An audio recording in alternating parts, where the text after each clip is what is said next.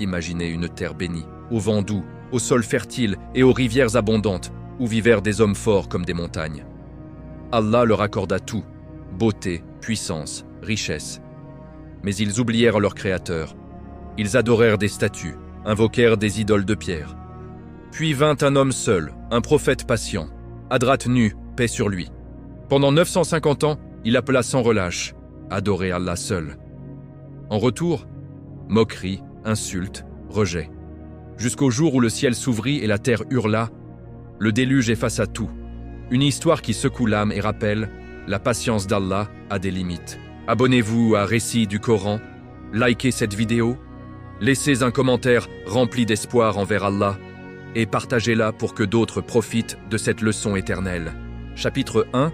Les origines d'une nation bénie qui s'est perdue. Imaginez une époque où la terre était encore jeune, où les traces du paradis d'Adam, paix sur lui, semblaient encore palpables dans certains coins du monde. Après le décès de nombreux prophètes et la disparition des premières générations pieuses, Allah, dans sa sagesse infinie, accorda à une nouvelle nation un cadeau exceptionnel, la plus belle portion de la terre connue à cette époque. Cette terre s'étendait sur des vallées immenses, traversées par des rivières aux eaux cristallines qui ne tarissaient jamais. Les sols étaient si fertiles que les graines germaient avant même d'être complètement enfouies. Les arbres ployaient sous le poids des fruits, dattes énormes, raisins gros comme des œufs, grenades qui éclatèrent de jus rouge sang. Les vents étaient doux, presque caressants, portant avec eux des parfums de fleurs sauvages et d'herbes fraîches. Les montagnes environnantes, hautes et imposantes, protégeaient cette plaine comme des sentinelles divines. Les pluies tombaient régulièrement, jamais destructrices, toujours bienfaisantes. Et les habitants? Des géants parmi les hommes. Les récits anciens décrivent en décor d'une force colossale. Des épaules larges, comme des portes, des bras capables de déraciner des arbres centenaires d'un seul coup, des jambes qui franchissaient des ruisseaux d'un seul pas. Leur taille dépassait souvent celle des hommes d'aujourd'hui de plusieurs coudées. Ils vivaient longtemps, très longtemps. Leurs cheveux blanchissaient à peine avant 100 ans. Leurs enfants naissaient robustes, leurs femmes mettaient au monde des générations entières sans grande difficulté. La maladie les touchait rarement. La mort semblait lointaine. Allah leur avait donné la force, la beauté, la longévité, la richesse de la terre, l'abondance de l'eau, la protection des montagnes. Tout ce qu'un peuple pouvait désirer, il l'avait, sauf une chose, la reconnaissance de celui qui leur avait tout offert. Au début, ils étaient sur le droit chemin. Ils adoraient Allah seul. Ils le remerciaient pour chaque récolte, pour chaque enfant né, pour chaque jour de santé. Mais le temps passa. Les générations se succédèrent. Les pères racontaient à leurs fils les merveilles d'Allah, mais les fils écoutaient d'une oreille distraite. Puis vint une idée subtile, presque innocente au départ. Certains hommes pieux, très vertueux, étaient morts. Des savants, des adorateurs sincères, des guides qui avaient consacré leur vie à rappeler Allah. Le peuple les aimait profondément. Alors, pour ne pas oublier leur visage, pour garder leurs souvenirs vivants, certains commencèrent à sculpter leurs traits dans la pierre, à dessiner leurs silhouettes sur des murs, à façonner des statues en argile cuite ou en bois précieux. « Regardez !» disait-il. « C'est Wad, le sage qui nous enseignait la patience. Voici Suwa, celui qui nous rappelait la générosité. Là-bas, Yagut, le courageux. Yaouk, le protecteur des faibles. Et Nasr, celui qui intercédait pour nous par ses invocations. Au début, ce n'était que de l'admiration. On posait les statues dans les maisons, on les regardait avec respect. Puis on commença à s'asseoir devant elles pour se souvenir de leurs paroles. Ensuite, on se prosterna légèrement en passant devant, par habitude. Puis la prosternation devint plus longue.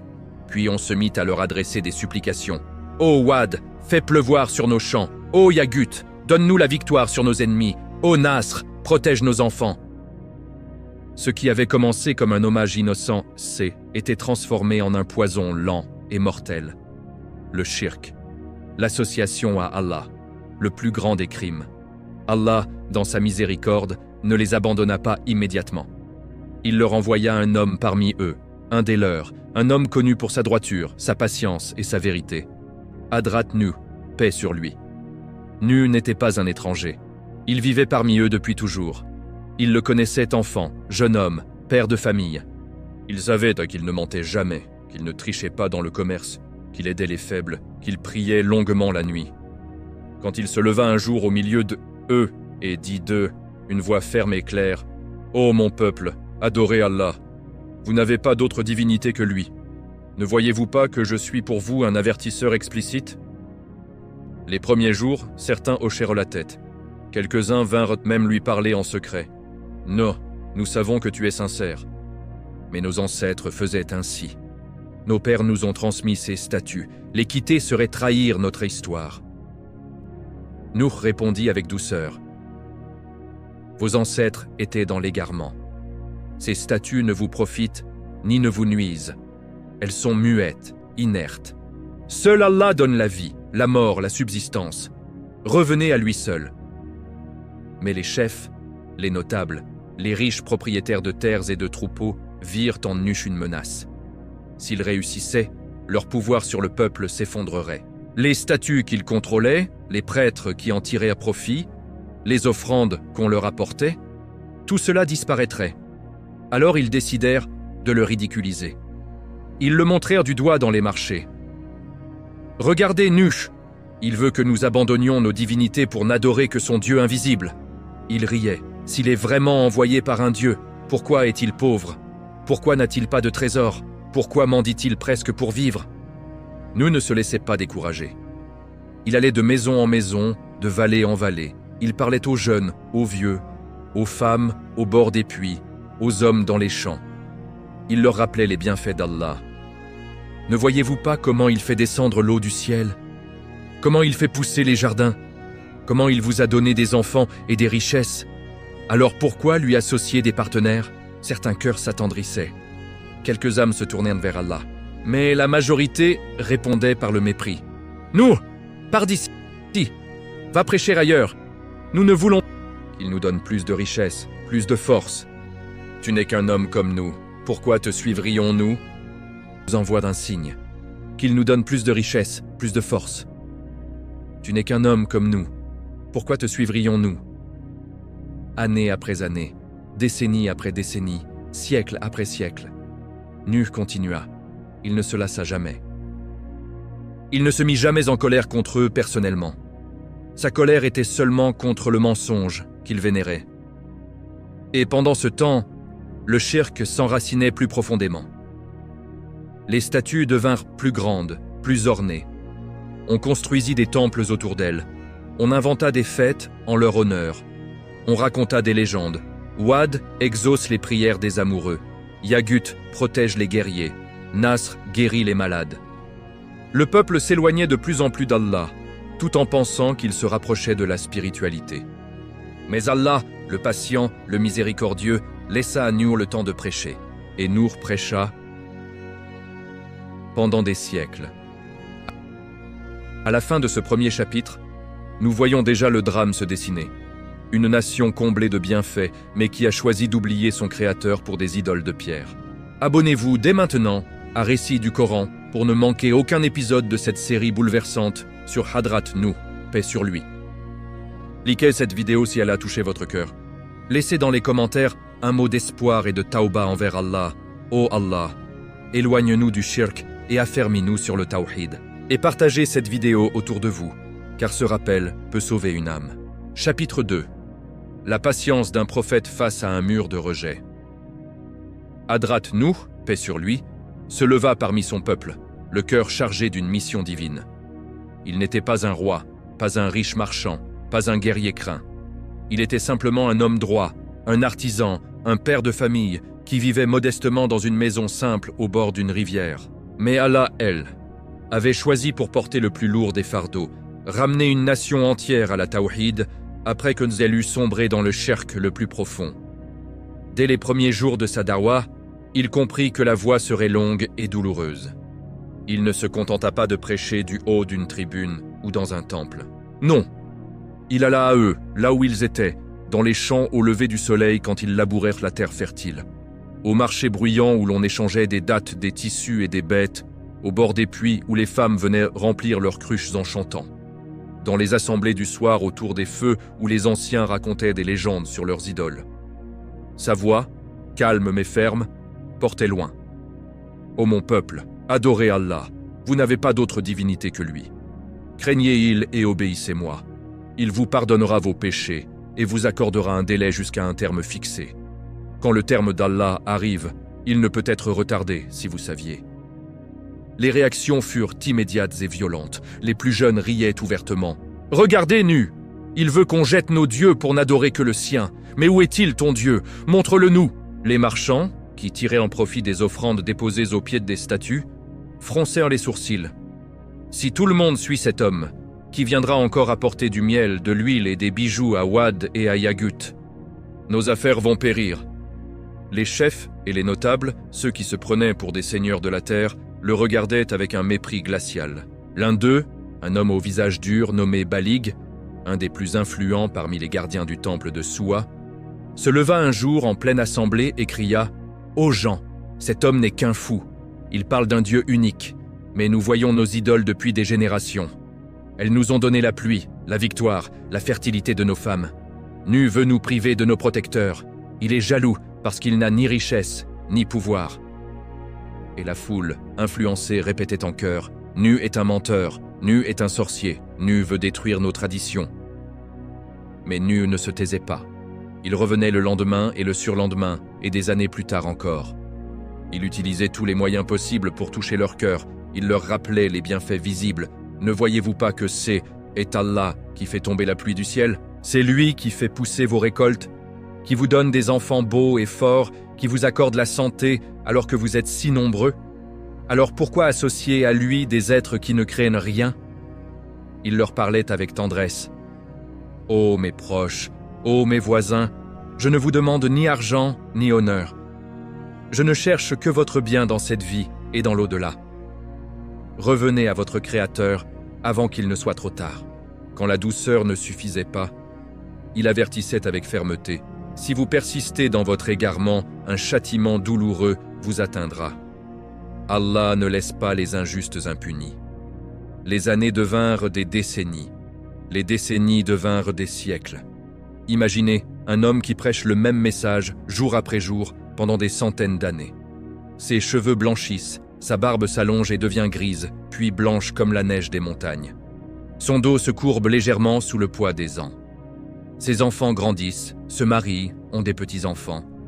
Et lui, il continue de frapper aux mêmes portes, de répéter les mêmes paroles à des visages qui ont changé, mais dont les cœurs restent de pierre. Certains moments étaient particulièrement douloureux. Il y eut ce jour où une délégation de notables vint chez lui. Ils s'assirent dans sa cour modeste et lui dirent « Oh nous sommes venus te proposer un marché. Arrête de parler contre nos divinités. Nous te donnerons de l'or, des terres fertiles, des serviteurs. Tu vivras comme un prince parmi nous. Mais tais-toi sur Wad, sur Yagut, sur Nasr. » Nous les regarda droit dans les yeux, sans hésiter une seconde.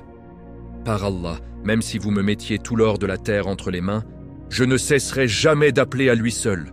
Mon salaire est auprès d'Allah. Je ne vends pas sa religion pour vos biens. » Ils partirent furieux, et dès le lendemain, les moqueries redoublèrent. On le surnomma « le vieil insensé », l'homme qui parle aux nuages, celui qui rêve d'un Dieu invisible. Les enfants, influencés par leurs parents, se mirent à lui jeter des pierres quand il passait. Les femmes se détournaient en couvrant leur visage. Les hommes crachaient par terre sur son passage. Et pourtant, il y avait des lueurs d'espoir. De temps en temps, un jeune homme s'approchait en cachette la nuit. « Oh nous, je t'ai écouté.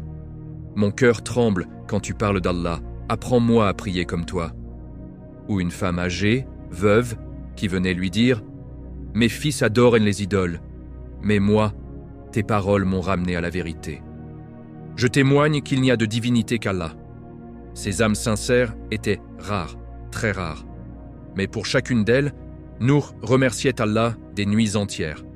Les années passaient, 100 ans, 200 ans, 300 ans. Il enterra ses parents, ses frères, ses amis d'enfance. Il vit naître et grandir des générations qui ne le avaient jamais connu autrement que comme le vieux Nour qui prêche. Et toujours le même message, adorer Allah seul. À un moment, le rejet devint si systématique que même ses proches commencèrent à douter. Sa propre épouse, que les récits mentionnent comme une mécréante, se rangea du côté des moqueurs. Elle le critiquait devant les autres femmes, répandait des rumeurs sur sa folie. Même un de ses fils se détourna de lui, préférant suivre la majorité. Nu pleurait parfois la nuit, seul dans sa maison. Pas de désespoir, non, mais de compassion pour son peuple qui courait à sa perte. Il suppliait Allah « Ô mon Seigneur, guide mon peuple, car ils ne savent pas. » Mais Allah savait ce que nous ne voyions pas encore. Cette nation avait scellé son sort par son obstination. Le temps de la miséricorde touchait à sa fin, le temps du châtiment approchait. Et nous, après des siècles de patience surhumaine, continuions d'appeler, inlassables, inébranlables, comme une montagne face à la tempête. Abonnez-vous immédiatement à Récits du Coran pour suivre la suite de cette histoire qui va vous bouleverser. Likez cette vidéo si la patience infinie de Nour, paix sur lui, vous a touché. Laissez dans les commentaires une invocation sincère. Ô Allah, accorde-nous la patience dans la da'wah et protège-nous du shirk. Et partagez cette vidéo avec ceux que vous aimez, car ce rappel peut changer un destin. Chapitre 3. Le cri d'une nation qui refuse d'entendre. Après des siècles de patience, le rejet n'était plus seulement verbal. Il était devenu physique, organisé, cruel. Les notables de la nation de Nuh mirent en place une stratégie délibérée pour étouffer sa voix. Ils ne se contentaient plus de le moquer dans les assemblées, ils l'empêchaient désormais de parler librement. Dans les marchés, quand Nour se levait pour rappeler les bienfaits d'Allah, les chefs envoyaient leurs jeunes serviteurs faire du bruit. Ils tapaient sur des tambours, criaient des insultes, chantaient des chansons païennes, à tue-tête, pour couvrir ses paroles. Dans les vallées où il allait prêcher aux bergers, ils envoyèrent des cavaliers faire galoper leurs chevaux autour de lui, soulevant des nuages de poussière qui l'aveuglaient et l'étouffaient. Mais le pire se passait dans les assemblées importantes. Un jour, les chefs se réunirent dans le grand temple de Wad, le plus imposant de tous, orné de tentures rouges et de bijoux offerts par les riches. Ils décidèrent, il faut faire taire cet homme une bonne fois pour toutes. S'il continue, certains cœurs faibles finiront par l'écouter. Déjà quelques jeunes, quelques veuves, quelques esclaves commencent à murmurer son nom avec respect. Il faut l'humilier publiquement. Ils organisèrent alors une grande fête païenne, une de ces célébrations où tout le peuple se rassemblait autour des idoles pour danser, boire du vin fermenté de dattes, offrir des sacrifices et supplier les statues de leur accorder plus de pluie, plus de victoire, plus d'enfants mâles. Au milieu de cette fête, ils firent revenir Nuh de force, encadrés par des gardes armés de bâtons et de lances. La foule était immense, des milliers d'hommes, de femmes, d'enfants. Les tambours résonnaient, les flammes des torches dansaient sur les visages excités. Ils le poussèrent au centre, devant la statue géante de Yagut. Le chef le plus influent, un homme nommé Al-Khan, An, un descendant direct des premiers adorateurs des idoles, prit la parole, la voix amplifiée par le silence soudain de la foule. « Ô Nuh, tu prétends que nos dieux sont faux. Regarde-les, regarde la puissance qu'ils nous donnent, regarde cette foule immense qui les honore.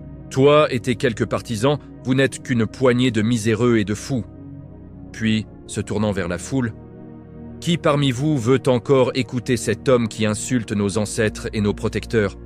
Levez la main. » Personne ne leva la main. Au contraire, un grondement monta. « Pas nous! Pas nous !» Alors Al-Kanan cria.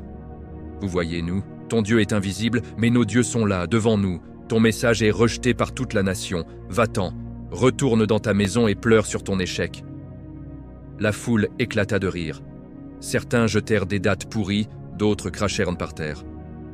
Un enfant lança une pierre qui frappa l'épaule de Nuh. Il ne bougea pas. Il resta debout, droit, les yeux fixés sur la foule. Puis il parla. Sa voix, malgré les années, portait encore une force surnaturelle. « Ô mon peuple, je ne vous ai jamais demandé de m'enrichir. Je ne vous ai jamais demandé de me suivre pour obtenir du pouvoir. Je ne vous ai jamais caché la vérité. J'ai passé des siècles à vous rappeler qu'Allah est unique, qu'il vous a créé, qu'il vous nourrit, qu'il vous fait vivre et mourir. Et vous, que faites-vous? Vous vous prosternez devant ce que vos propres mains ont sculpté. Ces statues que vous appelez Dieu. Elles ne mangent pas, elles ne boivent pas, elles n'entendent pas vos prières. Elles sont muettes, aveugles, inerte. Et vous, vous êtes plus sourd qu'elle. » Un silence tomba sur la foule. Pas un silence d'approbation, mais un silence lourd de colère contenue. Nu continua. « Allah m'a ordonné de vous avertir. Il m'a donné un délai, mais ce délai touche à sa fin. Si vous ne revenez pas à lui, il vous saisira d'un châtiment dont vous n'avez jamais vu l'appareil. Il ne vous frappera pas avec des épées d'hommes.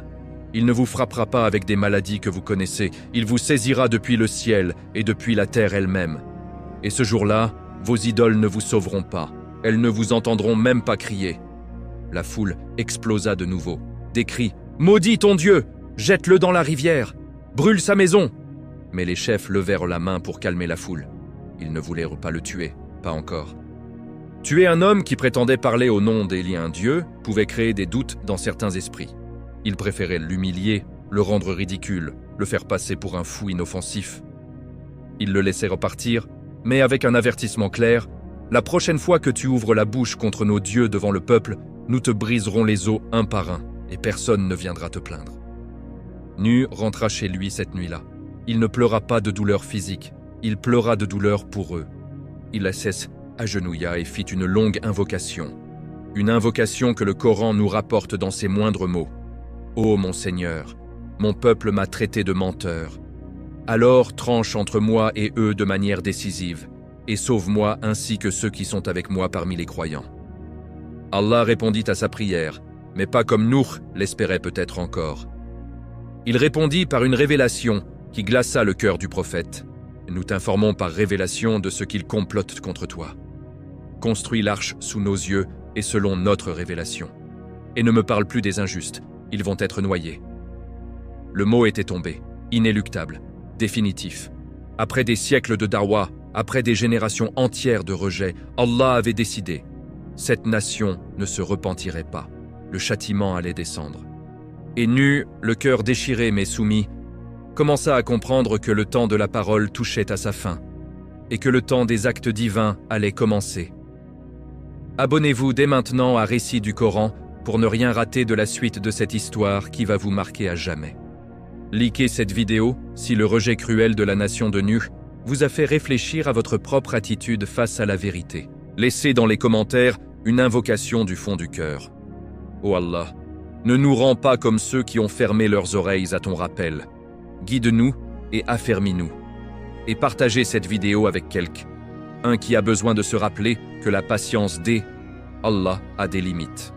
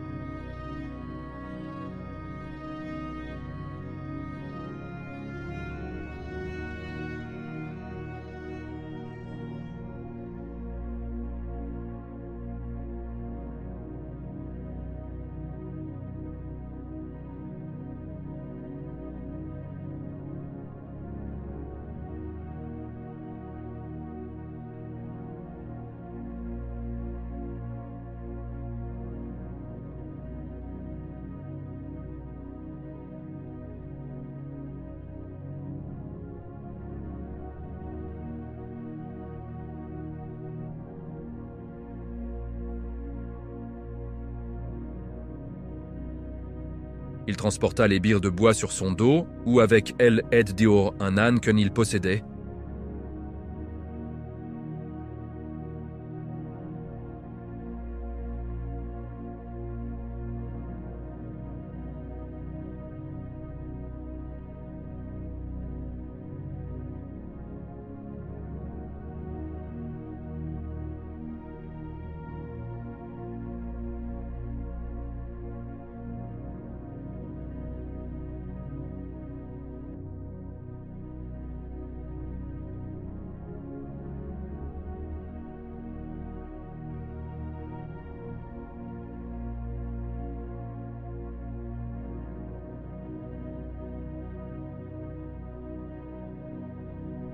Il veut naviguer sur le sable maintenant?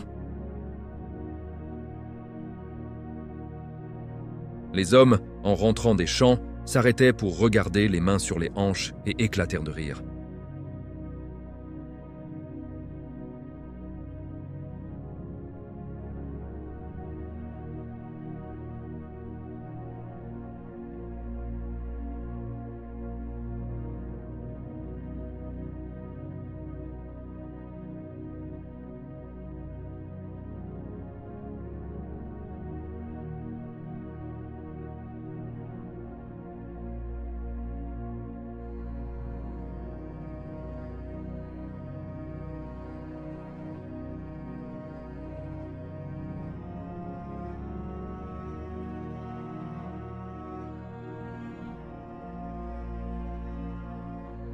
Tu veux naviguer dans la poussière?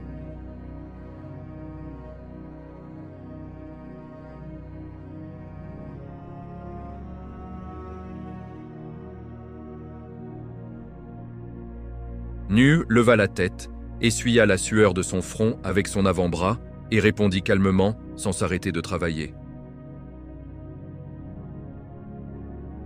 Vous rirez encore demain. Mais viendra un jour où vous supplierez qu'on vous laisse monter à bord, et ce jour-là, il sera trop tard. Ce que je construis n'est pas pour moi.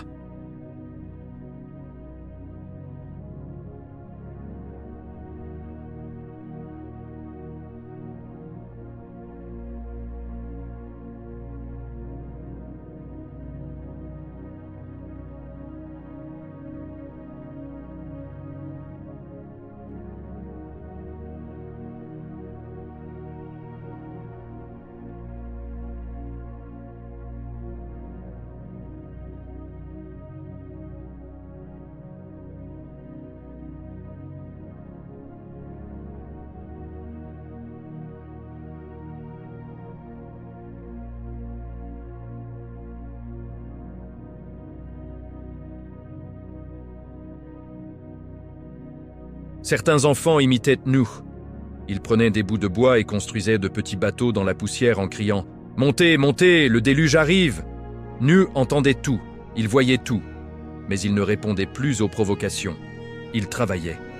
Du lever au coucher du soleil, ses mains saignaient, ses épaules étaient couvertes d'ampoules, son dos criait de douleur. Pourtant, il ne s'arrêtait jamais. Chaque clou enfoncé était une obéissance. Chaque planche posée était une victoire sur le doute. Et petit à petit, des cœurs commencèrent à changer. Pas chez les moqueurs, mais chez ceux qui observaient en silence.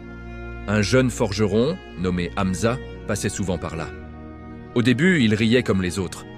Puis il se mit à regarder plus longtemps. Un jour, il s'approcha timidement. « Oh non, pourquoi construis-tu cela? Vraiment, est-ce qu'Allah t'a parlé ?» Nou s'arrêta un instant, le regarda dans les yeux. « Oui, mon fils. Allah m'a ordonné de construire cette arche pour sauver ceux qui croient, et pour que ceux qui refusent voient le signe avant qu'il ne soit trop tard. Veux-tu m'aider » Hamza hésita, puis il hocha la tête. « Je vais t'apporter des clous, et je viendrai travailler avec toi quand les autres ne regardent pas. » Quelques jours plus tard, une veuve nommée Leila vint avec son fils adolescent. Elle murmura « J'ai perdu mon mari à cause de ses idoles. Il leur offrait tout et elles ne l'ont pas sauvé de la maladie.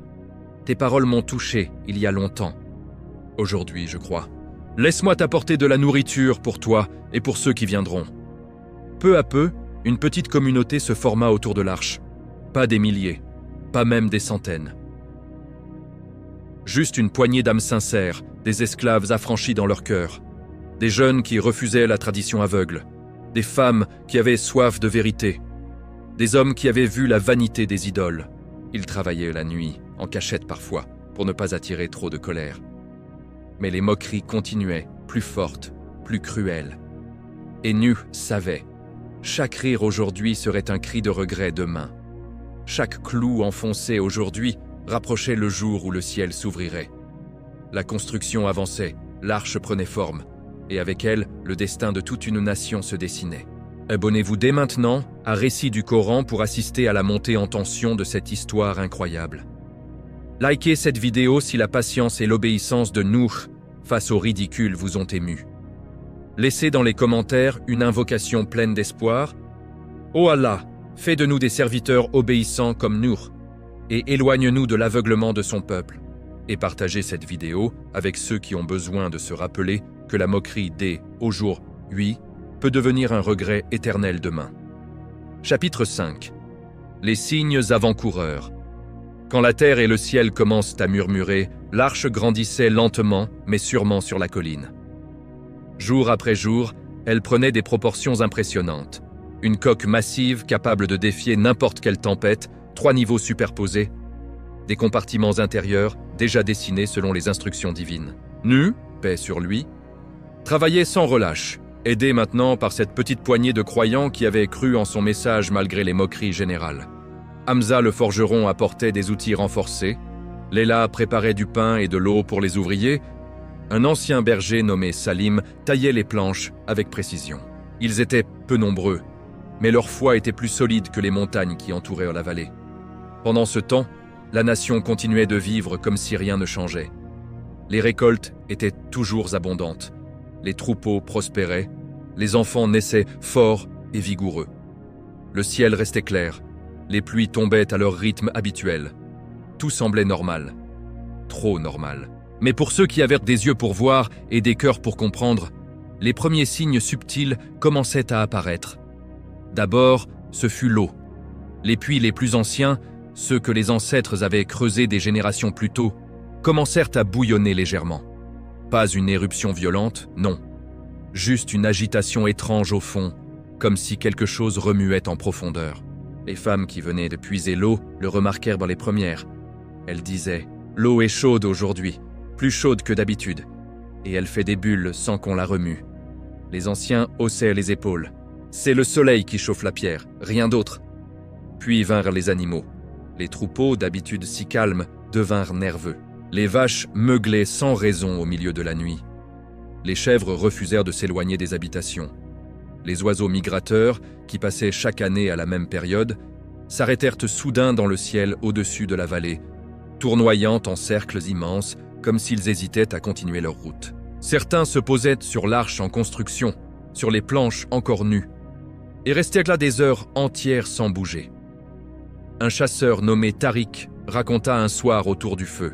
« J'ai vu un lion et une lionne marcher côte à côte, sans chasser, sans rugir. Ils se dirigeaient droit vers la colline de Nu, comme s'ils savaient où aller. Je les ai suivis de loin. Ils se sont assis près de l'arche et ils ont attendu.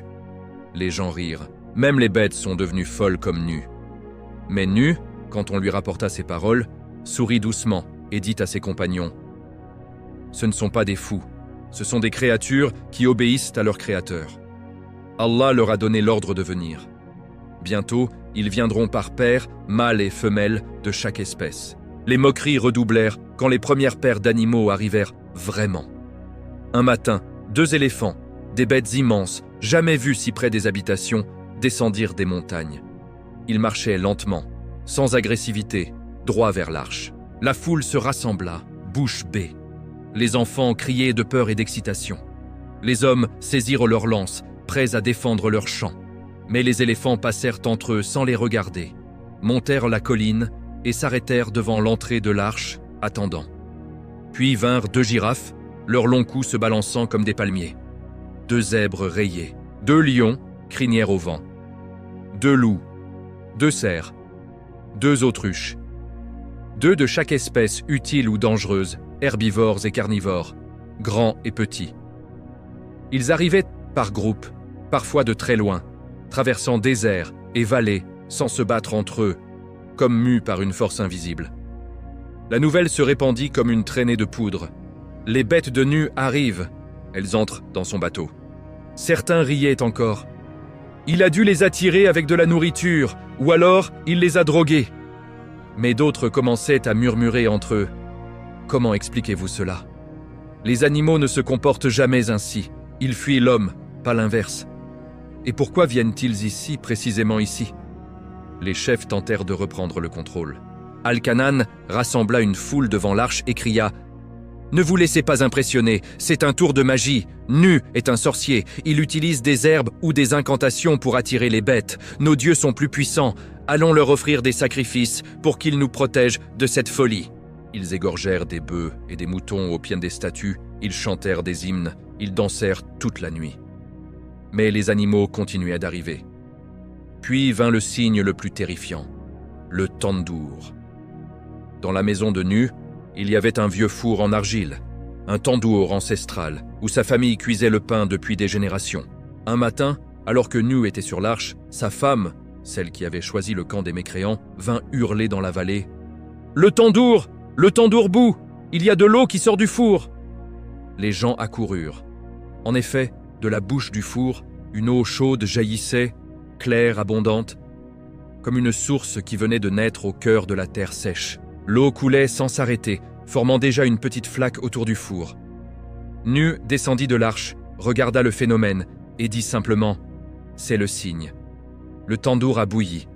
Le châtiment approche. » Certains, effrayés, vinrent le voir en secret cette nuit-là. « Oh Nu, est-ce vrai? Va-t-il y avoir de l'eau partout ?»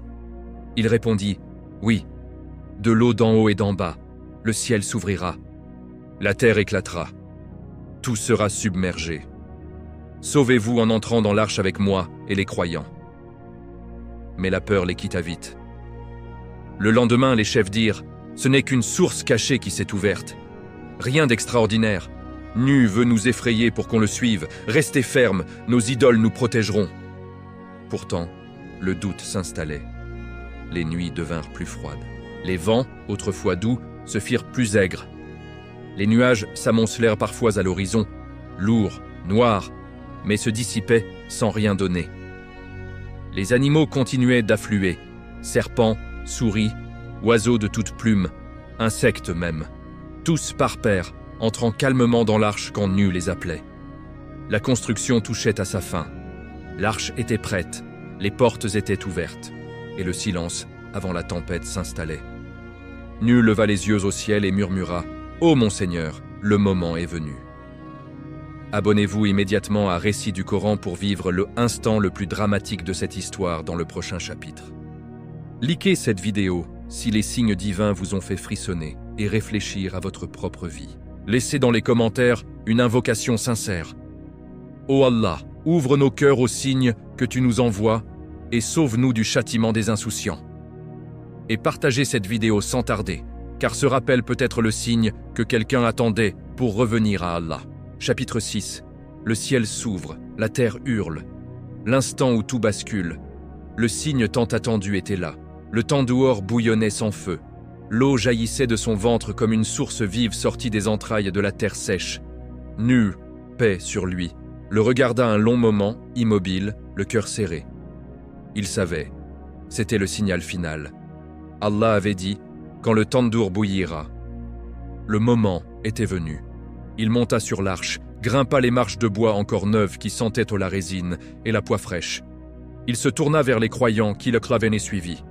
Une soixantaine d'âmes au plus, hommes, femmes, enfants, vieillards. Pas une grande foule, pas une nation entière, juste ceux dont les cœurs avaient répondu à l'appel après des siècles de rejet. Nu leur parla d'une voix calme, mais chargée d'urgence. « Entrez.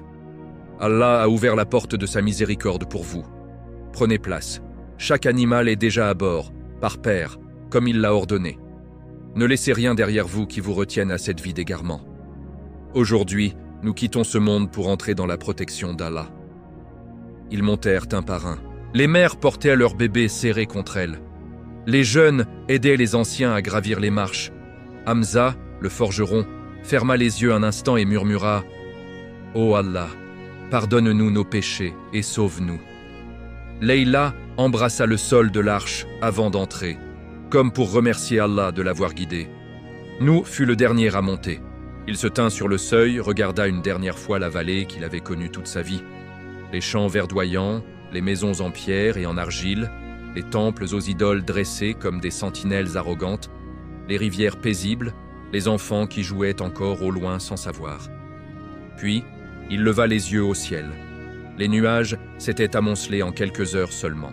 Ils étaient noirs, épais, presque solide, comme une montagne suspendue au-dessus de la terre. Un vent froid descendit soudain, balayant la poussière chaude. Les feuilles des arbres se retournèrent, tremblantes, et alors le ciel s'ouvrit. Pas une pluie normale, pas des gouttes, des cataractes. Des torrents entiers tombèrent d'un seul coup, comme si Allah avait arraché les portes du ciel. L'eau dégringolait avec une violence inouïe, perçant les toits, noyant les chemins, transformant les vallées en lacs en quelques instants. Au même moment, la terre répondit. Un grondement sourd monta des profondeurs. Les puits explosèrent. Les sources jaillirent comme des geysers. Le sol se fendit en crevasses béantes, des ou avec eau bouillonnante surgissaient avec une force terrifiante. Les rivières sortirent de leur lit, grossies en quelques minutes, emportant ponts, arbres, troupeaux. La terre hurlait, comme une créature blessée qui crachait son sang. Dans la vallée, le chaos éclata. Les gens sortirent de leurs maisons en criant. Les mères appelèrent leurs enfants. Les hommes couraient chercher leurs armes comme si une épée pouvait arrêter l'eau. Les notables, ceux qui avaient ri le plus fort, se tenaient devant leur temple, les bras levés vers les idoles. « Ô Wad, ô Yagut, sauvez-nous, protégez-nous !» Mais les statues restaient muettes. L'eau montait autour d'elles, léchait leurs pieds de pierre, puis leur ventre, puis leurs visages impassibles.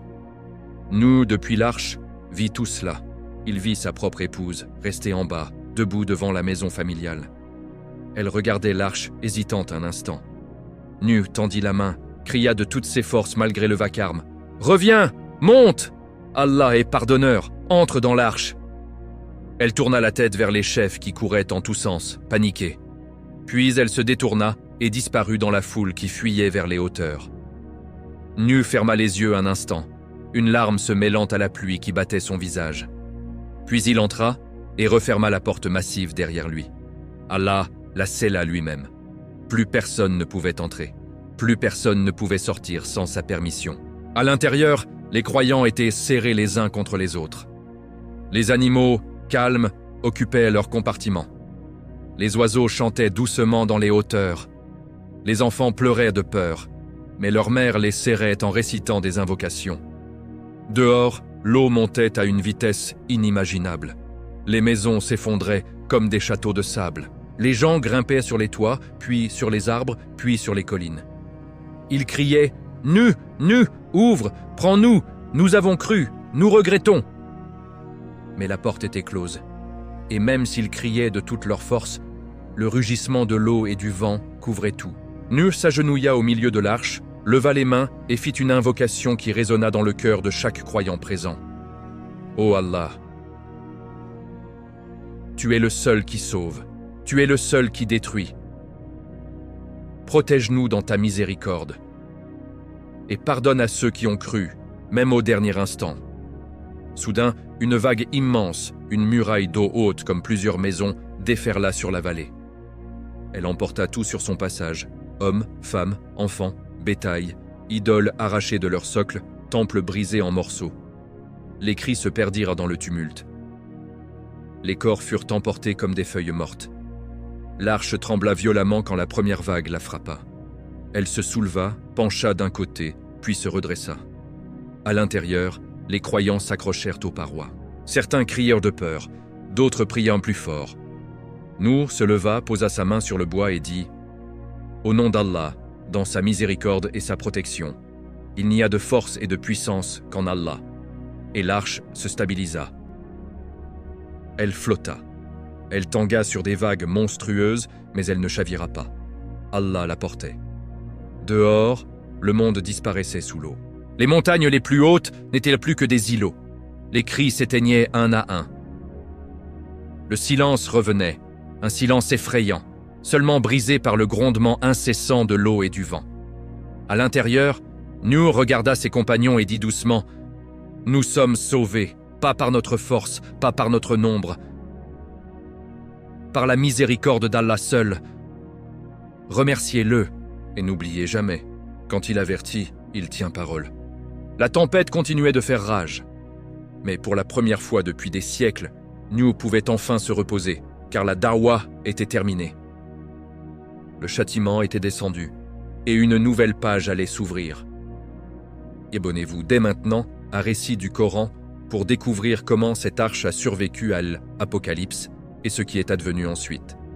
Likez cette vidéo si ce moment où le ciel et la terre se sont déchaînés vous a profondément secoué. Laissez dans les commentaires une invocation du fond du cœur. Ô Allah, sauve-nous comme tu as sauvé Nour et ceux qui ont cru avec lui. Et ne nous laisse pas périr avec les injustes. Et partagez cette vidéo urgemment, car ce rappel peut être le signe qui sauve quelqu'un du déluge de ses propres péchés. Chapitre 7. Au cœur de la tempête. Quand l'arche danse sur les vagues de la colère divine. L'arche flottait désormais seule au milieu d'un océan sans fin. Plus de vallées, plus de collines, plus de maisons, seulement de l'eau. Une eau grise, furieuse, qui montait et descendait en montagnes liquides. Les vagues étaient si hautes qu'elles semblaient toucher le ciel noir. Quand elles s'écrasaient sur les flancs de l'arche, le bois craquait comme s'il allait se briser, mais il tenait. Allah le tenait. À l'intérieur, le monde était différent. Les cris de panique du dehors s'étaient tus depuis longtemps. Il ne restait que le bruit incessant de l'eau qui frappait les parois, le vent qui hurlait à travers les petites ouvertures hautes et le balancement incessant de l'arche. Elle montait sur une vague géante, penchait dangereusement, puis redescendait dans un creux abyssal pour remonter aussitôt sur la suivante. Céa était comme si la terre entière avait été transformée en une mer déchaînée qui refusait de se calmer. Les croyants, au début, étaient terrifiés. Les enfants pleuraient sans discontinuer. Les femmes serraient leurs petits contre elles en murmurant des invocations.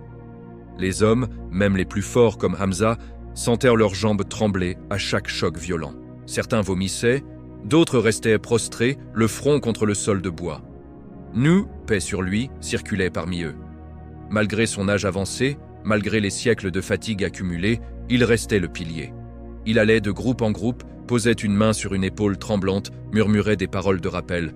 « N'ayez pas peur. Ce n'est pas la vague qui nous porte, c'est Allah. Il nous a promis la sécurité. Il a dit « Embarquez-y, au nom d'Allah, que ce soit en mouvement ou à l'arrêt. Chaque secousse est une épreuve, mais aussi une preuve de sa protection. Remerciez-le, invoquez-le.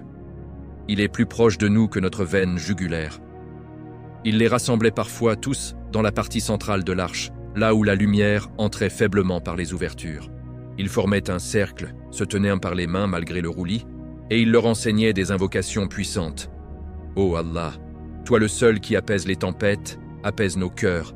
Ô Allah, celui qui a sauvé Nu et ceux qui étaient avec lui, sauve-nous de toute détresse.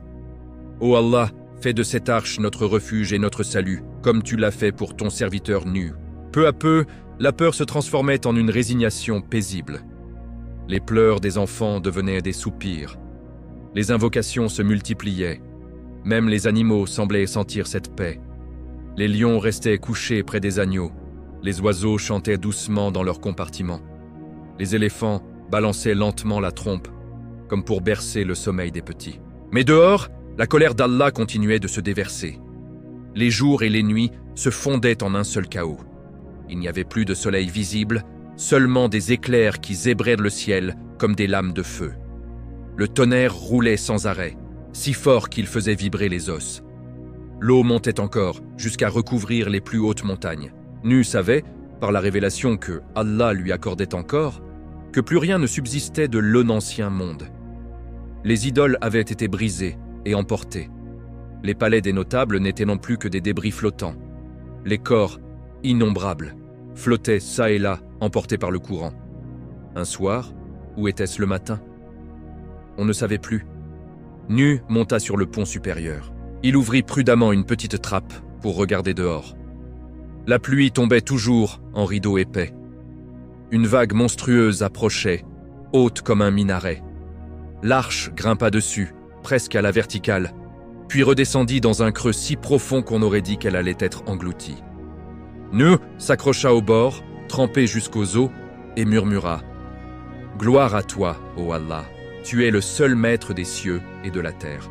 Tu commandes à l'eau et elle t'obéit. Tu commandes à la mort et elle t'obéit. Protège tes serviteurs qui t'ont obéi au milieu de ce châtiment. » Soudain, au milieu des vagues, il vit quelque chose. une forme humaine accrochée à un morceau de bois flottant. C'était son fils, celui qui avait refusé de croire, celui qui avait choisi de suivre les notables. Il luttait contre l'eau, les bras tendus, la bouche ouverte en un cri muet que le vent emportait. Nu sentit son cœur se déchirer. Il cria de toutes ses forces, malgré le vacarme. « Ô mon fils, ô mon enfant, monte, rejoins-nous, la porte est encore ouverte pour toi, repens-toi, Allah est pardonneur. » Le jeune homme leva la tête un instant. Ses yeux croisèrent ceux de son père. Il y avait de la peur, du regret, peut-être même une étincelle de foi tardive. Mais une vague énorme s'abattit entre eux. Quand elle passa, le morceau de bois était vide. Le fils avait disparu dans les profondeurs. Nu tomba à genoux sur le pont glissant. Il pleura, non pas de désespoir, mais de compassion pour un fils perdu. Puis il leva les mains vers le ciel et fit cette invocation que le Coran rapporte mot pour mot. « Ô mon Seigneur, mon fils fait partie de ma famille et ta promesse est vérité. Ô mon Seigneur, tu es le plus juste des juges. » Allah répondit immédiatement par révélation. « Nour, il n'est pas de ta famille. Il a commis un acte qui n'est pas bon. Ne me demande pas ce dont tu n'as aucune connaissance. Je t'avertis de ne pas être du nombre des ignorants. » Nu baissa la tête, soumis. « Ô mon Seigneur, je me réfugie auprès de toi contre le fait de te demander ce dont je n'ai pas connaissance. Si tu ne me pardonnes pas et ne me fais pas miséricorde, je serai du nombre des perdants. » Il rentra à l'intérieur, le visage marqué par la douleur, mais la foi intacte. Il ne parla pas de ce qu'il avait vu à tout le monde, seulement à quelques-uns, en privé, pour leur rappeler. Même le lien du sang ne sauve pas si le cœur rejette la vérité. Seule la foi sauve. Seule l'obéissance sauve. La tempête dura des jours, des semaines, le temps qu'Allah voulut. L'arche continuait de danser sur les vagues, mais elle ne chavirait jamais. À l'intérieur, la vie s'organisait.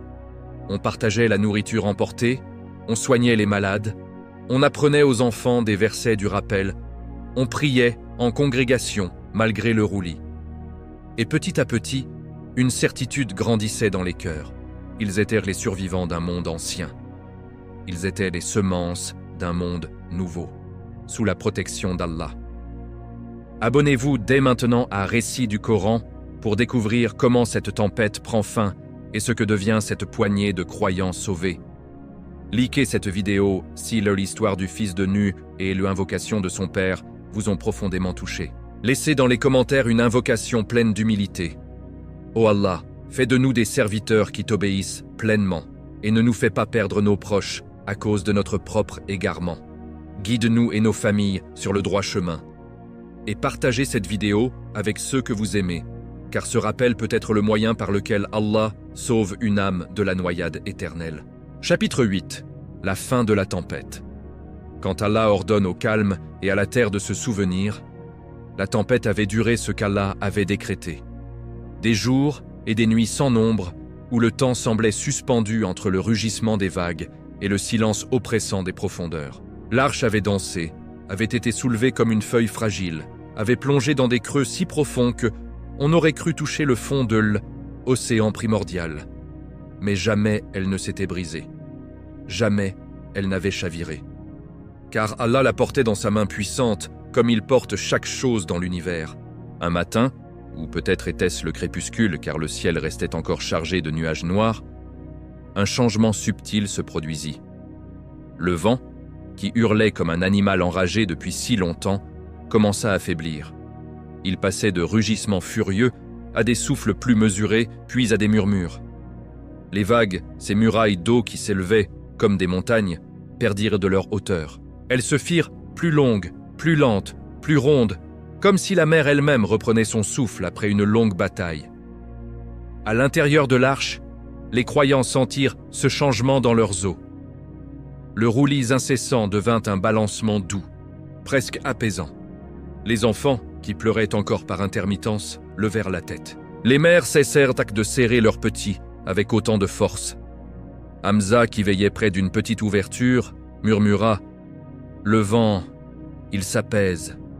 Écoutez, on entend presque le silence. » Nour, paix sur lui, monta sur le pont supérieur. Il ouvrit la trappe avec précaution. La pluie n'était plus un déluge. Elle tombait en fines gouttes, presque hésitantes, comme si le ciel regrettait sa fureur.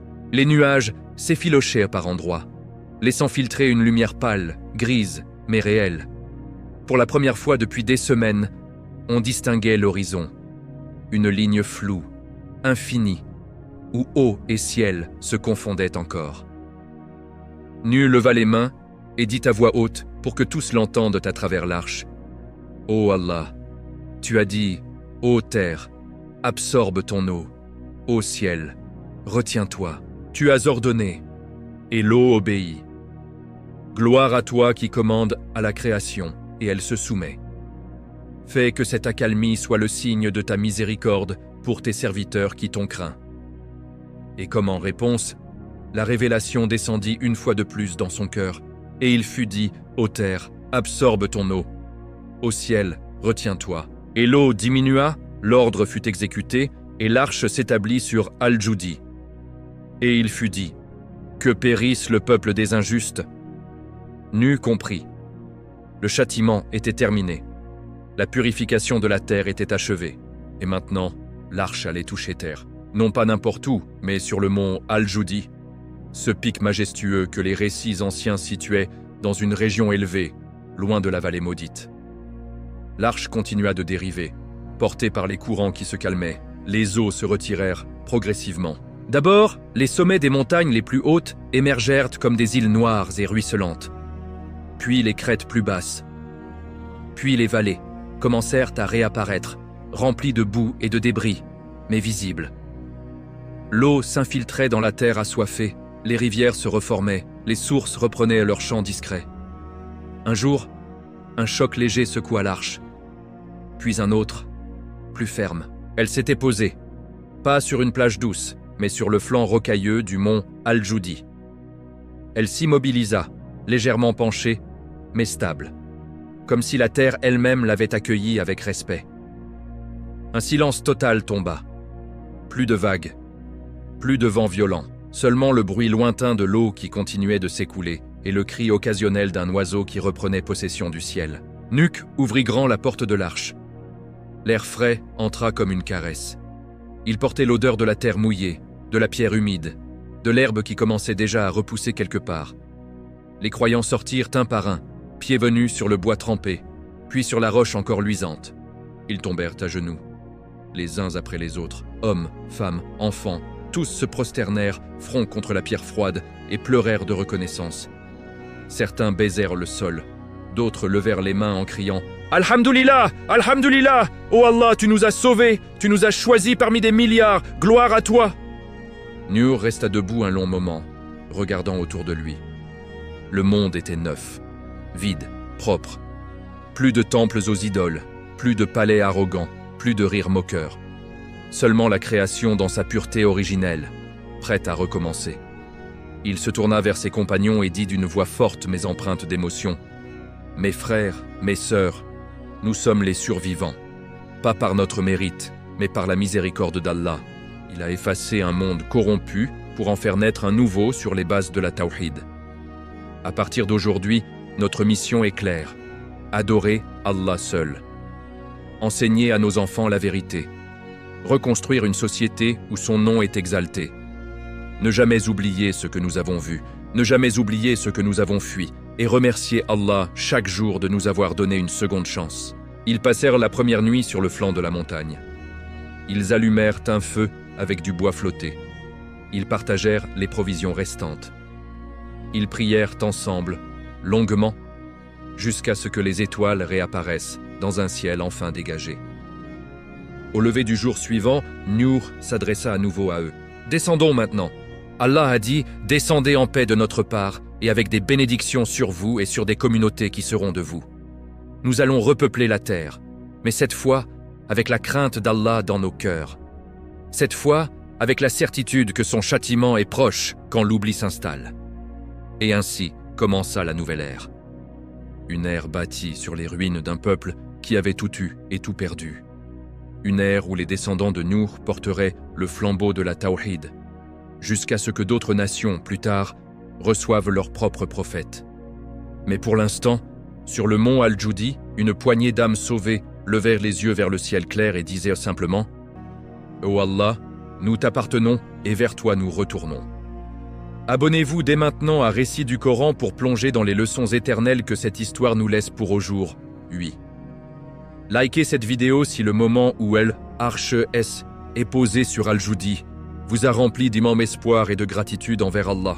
Laissez dans les commentaires une invocation sincère et pleine d'espérance. Ô Allah, comme tu as sauvé nous et les croyants, sauve-nous du déluge des péchés de notre époque et fais-nous atterrir sur le mont de ta miséricorde.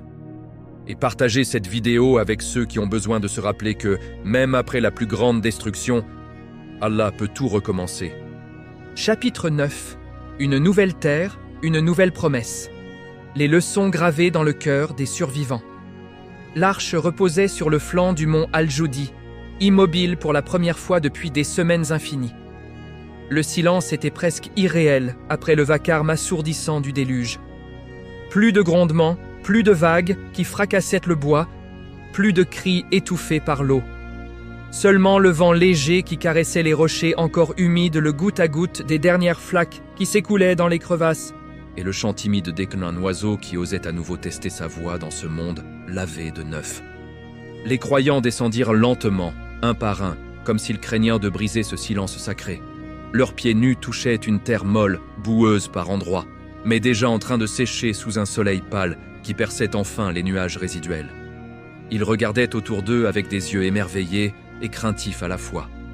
La vallée en contrebas, N, était plus qu'un immense lac qui se rétrécissait peu à peu. Les arbres arrachés flottaient encore çà et là comme des souvenirs macabres. Des débris de maisons, de temples, de statues brisées surnageaient ou s'étaient échoués sur les berges naissantes. Mais au milieu de cette désolation, la vie reprenait déjà. Une herbe verte perçait timidement la boue. Une fleur sauvage osait ouvrir ses pétales. Un papillon battait des ailes au-dessus d'une flaque. Nu, paix sur lui, fut le dernier à poser le pied sur la terre ferme. Il s'agenouilla immédiatement, posa son front contre le sol encore frais, et resta ainsi de longues minutes en prosternation profonde. Quand il se releva, ses yeux étaient rougis mais brillants d'une lumière intérieure. Il rassembla tout le monde autour de lui sur une petite plateforme naturelle du mont d'où l'on voyait l'horizon entier. Il parla d'une voix grave, empreinte d'une autorité que les siècles de Dawa lui avaient de conférer. « Mes frères, mes sœurs, mes enfants, regardez cette terre. Elle est propre. Allah l'a purifiée par son châtiment. Il a effacé le shirk, l'arrogance, l'oubli, la moquerie. Il n'a laissé subsister que ceux qui ont cru en lui seul. Nous sommes maintenant les gardiens de cette nouvelle création. Nous sommes les semences d'une humanité qui doit se souvenir. Écoutez bien ce que je vais vous dire, car ces paroles ne sont pas les miennes. Elles viennent d'Allah. » Il leva les mains vers le ciel encore chargé de restes de nuages. « Allah m'a révélé. Descendez de l'arche en sécurité, avec la paix et les bénédictions sur vous et sur des communautés issues de vous. Il nous a aussi ordonné un sacrifice. Prenons les meilleures bêtes que nous avons sauvées.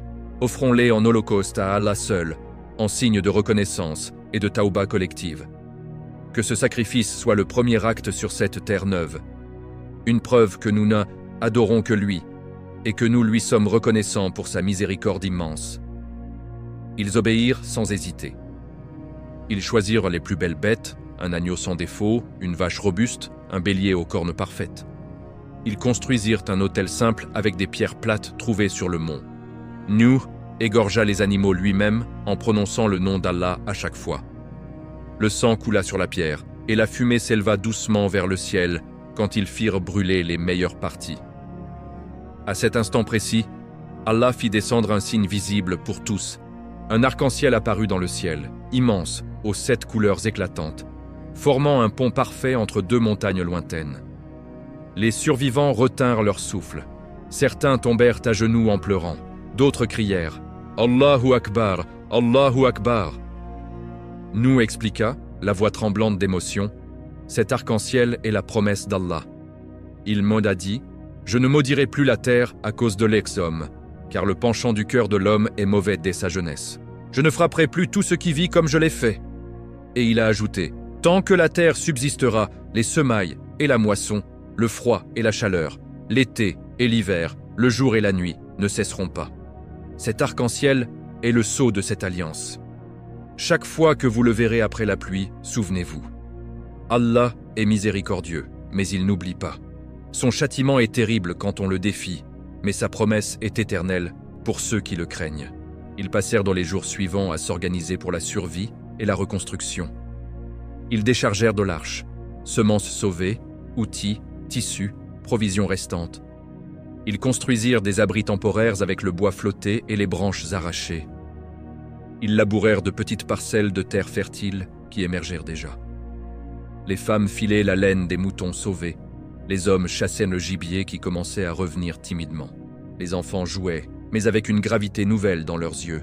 Ils avaient vu la fin du monde. Ils savaient que la vie est fragile. Nuh profitait de chaque instant pour enseigner. Autour du feu le soir, il racontait « Souvenez-vous de nos ancêtres qui ont ri de moi. Ils avaient tout, force, beauté, richesse, longévité. Mais ils ont préféré des pierres sculptées à Allah, le créateur de ces pierres. Ils ont dit « Nos pères faisaient ainsi. » Et ils ont péri. Ne répétez jamais cette erreur. Transmettez à vos enfants, à vos petits-enfants, la tawhid pure. Apprenez-leur à prier, à jeûner, à donner la zakat quand la richesse reviendra. Apprenez-leur que la vraie force n'est pas dans les muscles, mais dans l'obéissance à Allah. Apprenez-leur que le shirk commence par une petite statue dans le cœur et finit par noyer le monde entier. Un soir, alors que l'arc-en-ciel réapparaissait après une averse légère, une jeune fille nommée Aïcha, une des rares adolescentes sauvées Metz, approcha de Nuh et demanda timidement « Ô prophète d'Allah, est-ce que nos enfants oublieront un jour? Est-ce que cette histoire s'effacera comme les traces de l'eau sur la terre ?» Nuh posa sa main sur sa tête avec tendresse. Ils oublieront peut-être les détails. Mais s'ils oubliaient la leçon, alors un autre châtiment viendra, sous une autre forme. C'est pourquoi nous devons graver cette histoire dans nos cœurs et dans nos récits. Chaque fois que vous verrez l'arc-en-ciel, racontez-leur. C'est la promesse d'Allah après le déluge de Nuh. Chaque fois que vous verrez la pluie tomber doucement, dites « Allah peut tout reprendre en un instant, mais il choisit la miséricorde pour ceux qui se repentent. » Et surtout, ne laissez jamais une idole, même petite, entrer dans votre maison ou dans votre cœur. Les mois passèrent. La terre reverdissait. Les rivières reprenaient leur cours paisible. Les familles grandissaient. Shem, Ham et Yaphith, les trois fils de Nuh qui avaient cru, devinrent les pères de nouvelles lignées. Mais Nuh ne cessait de répéter « Nous ne sommes pas meilleurs que les autres. Nous avons été sauvés parce que nous avons cru et obéi. Restez humbles, restez vigilants, car l'oubli est le plus grand ennemi de l'homme. » Et ainsi, sur cette terre neuve, une communauté naquit, petite, fragile, mais bâtie sur le roc de la foi en Allah seul. Abonnez-vous dès maintenant à Récits du Coran pour découvrir dans le dernier chapitre les leçons éternelles que cette histoire nous transmet encore au jour, oui. Likez cette vidéo si la promesse de El, arc-en-ciel, et la renaissance après le déluge vous ont rempli d'espoir en la miséricorde de Allah. Laissez dans les commentaires une invocation pleine de gratitude et d'engagement. Ô Allah, grave dans nos cœurs la leçon du déluge de Nuh, qui protège-nous du shirk et fait de nous des gardiens fidèles de ta tawhid jusqu'au jour dernier. Et partagez cette vidéo avec votre entourage, car rappeler cette histoire peut être le moyen par lequel Allah sauve une âme de El, oubli fatal. Chapitre 10. Les leçons éternelles. Ce que le déluge de Nuh nous crie encore aujourd'hui. Le soleil se levait sur une terre neuve, lavée, presque innocente. Sur le mont Al-Joudi, les survivants regardaient l'horizon s'élargir jour après jour. Les vallées se remplissaient à nouveau de verdure, les rivières chantaient doucement. Les oiseaux revenaient en bande, comme si la création elle-même célébrait la renaissance. Mais au milieu de cette beauté retrouvée, une vérité pesait sur chaque cœur. Rien ne serait plus jamais comme avant. Hadrat Nuh, paix sur lui, le prophète le plus patient de l'histoire, rassemblait souvent ses compagnons au crépuscule. Ils s'asseyaient en cercle autour d'un feu modeste, les visages éclairés par les flammes dansantes. Il leur parlait longuement, non pas comme un chef, mais comme un père inquiet pour ses enfants. « Mes bien-aimés, regardez cette terre qui reverdit. Allah aurait pu nous laisser périr avec les autres, il aurait pu choisir une autre nation, mais il nous a sauvés. Pourquoi? Pour que nous soyons des témoins vivants. pour que nous transmettions une leçon qui ne doit jamais s'effacer. Quand l'homme oublie son Créateur, quand il lui associe des partenaires, quand il se moque de ses signes, quand il ferme ses oreilles à son rappel, Allah ne reste pas silencieux éternellement. Il patiente longtemps, mais quand il agit avec une force que rien ne peut arrêter. Il leur rappelait les détails qui brûlaient encore dans leur mémoire. Les idoles de pierre qu'on appelait Wad, Suwa, Yagout, Yaouk, Nasr. Ces statues muettes qui avaient reçu des prières, des offrandes, des prosternations. Elles avaient été emportées comme des fétus de paille, brisées, englouties, oubliées sous des mètres de boue. « Souvenez-vous, disait Nuh, elles ne les ont pas sauvées. Elles n'ont même pas bougé. Elles étaient mortes avant même que l'eau ne les touche. Et pourtant, le peuple les préférait à Allah, le vivant, le subsistant. Les notables arrogants, les chefs forts comme des montagnes, les hommes qui riaient en voyant Nuh construire l'arche au milieu du désert. « Où est l'eau, Nuh ?» criaient-ils. Aujourd'hui, leurs corps reposaient à quelque part au fond des mers anciennes, leurs palais réduits en miettes, leurs richesses dispersées. La force physique ne sauve pas, rappelait Nuh. La richesse ne sauve pas. Le statut social ne sauve pas. Seule la foi sauve. Seule la soumission sauve. Son propre fils, emporté par une vague sous ses yeux. Nuh n'en parlait pas souvent, mais quand il le faisait, sa voix tremblait légèrement. Le sang ne sauve pas non plus. Même un fils de prophète, s'il choisit le kufr, est emporté comme les autres. Ne comptez jamais sur votre lignée, sur votre famille, sur votre nom. Comptez seulement sur votre tawhid et vos bonnes actions. Puis, il passait aux leçons positives, celles qui donnèrent de l'espoir. La patience infinie d'Allah. 950 ans de da'wah. 950 ans de rejet, de moquerie, de menaces. Et pourtant, Nuh n'a jamais maudit son peuple de manière personnelle. Il a prié pour eux jusqu'au dernier instant. Apprenez cette patience, disait-il. Quand vous appelez les gens à Allah, ne vous lassez pas. Ne vous mettez pas en colère contre eux. Votre colère doit être contre le mensonge, pas contre les hommes égarés. Allah est as-Sabour, le très patient. Imitez-le. Le pouvoir des signes divins, le tandour qui bouillonne, les animaux qui viennent par paires, le ciel qui s'ouvre, la terre qui explose. Allah envoie des signes avant le châtiment. Aujourd'hui encore, il envoie des signes, des avertissements dans vos vies, des épreuves, des rappels par la bouche des savants, par le Coran que vous lisez. Ne fermez pas les yeux, ne bouchez pas vos oreilles. Réagissez avant qu'il ne soit trop tard. La miséricorde après la destruction. Après avoir effacé une nation entière, Allah a fait renaître la vie. Il a promis de ne plus détruire toute la terre par un déluge. L'arc-en-ciel est là pour nous le rappeler. Même dans sa colère, il reste miséricordieux. Même quand il punit, il laisse une porte ouverte pour le repentir. Aujourd'hui, tant que nous respirons, cette porte est ouverte. Tauba, d'un Tauba sincère, elle efface tout, comme l'eau a effacé l'ancien monde. Enfin, Nuh levait les yeux vers le ciel et concluait toujours par ces mots « Mes enfants, nous sommes les ancêtres de l'humanité d'après le déluge. Mais nous ne valons pas mieux que ceux qui ont péri. Nous avons été sauvés par pure grâce d'Allah. » Transmettez cette histoire. Racontez-la à vos enfants autour du feu, comme je vous la raconte ce soir. Racontez-la à vos petits-enfants. Et quand le monde recommencera à oublier, car il oubliera, comme les générations avant nous, que cette histoire ressurgisse pour les réveiller.